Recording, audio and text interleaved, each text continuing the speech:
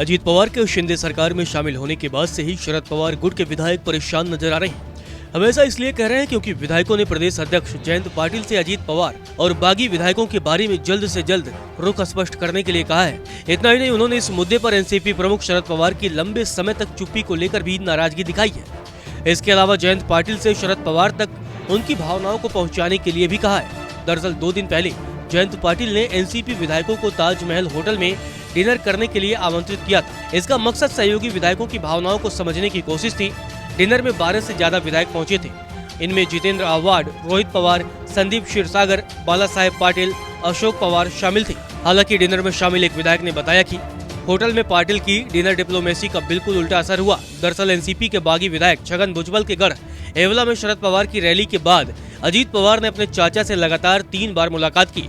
उन्होंने शरद पवार को उनका नेता बनने और बीजेपी के साथ हाथ मिलाने के लिए मनाने की कोशिश भी की। वहीं शरद पवार गुट के विधायकों का मानना है कि अजीत पवार से मुलाकात के बाद एनसीपी प्रमुख शरद पवार का रुख काफी नरम हो गया है। उन्होंने उनके खिलाफ कोई सार्वजनिक बयान नहीं दिया है। यहाँ तक कि पवार ने अपने समर्थकों को फोन कर अपनी अगली कार्य योजना भी नहीं बताई है। जबकि दूसरी ओर विधानसभा में प्रदेश अध्यक्ष जयंत पाटिल आक्रामक नहीं दिख रहे हैं और न ही अहम मुद्दों पर बोल रहे हैं। ऐसे में शरद पवार के साथ रहने वाले विधायकों में बेचैनी बढ़ गई है।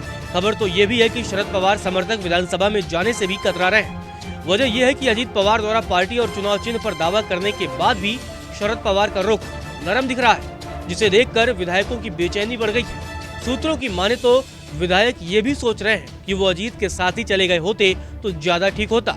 इसीलिए ज्यादातर एनसीपी विधायक विधानसभा में बैठने का विकल्प नहीं चुन रहे हैं। विधायक विधान भवन के चारों ओर घूमने और अपने काम का जायजा लेने आ रहे हैं। इसके अलावा एक और विधायक ने मीडिया को बताया कि अगर हम विधानसभा में जाएंगे तो हमें एक गुट चुनना होगा और उसके अनुसार बैठना होगा।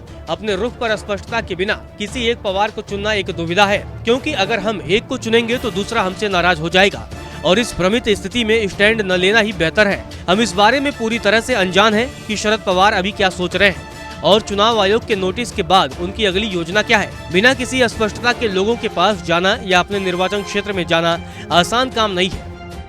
आपको बता दें कि शरद पवार 1 अगस्त को पुणे में प्रधानमंत्री नरेंद्र मोदी के साथ मंच साझा करने जा रहे हैं। दरअसल तिलक स्मारक समिति उपलब्धियों के लिए पीएम को सम्मानित करने जा रही है और इस कार्यक्रम के मुख्य अतिथि शरद पवार ही हैं। अब शरद पवार के रुख को लेकर विधायक असमंजस की स्थिति में है। राजनीति के जानकारों की माने तो आगामी 4 राज्यों में होने वाले विधानसभा चुनाव के परिणामों के बाद ही शरद पवार अपना रुख साफ कर देंगे कि वो किस तरफ है।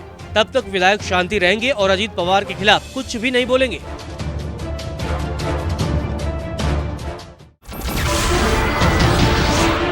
नमस्कार, मैं हूं मानक गुप्ता।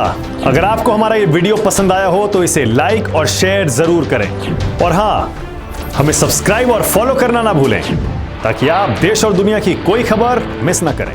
तो जुड़े रहिए हमारे साथ और देखते रहिए न्यूज़ 24।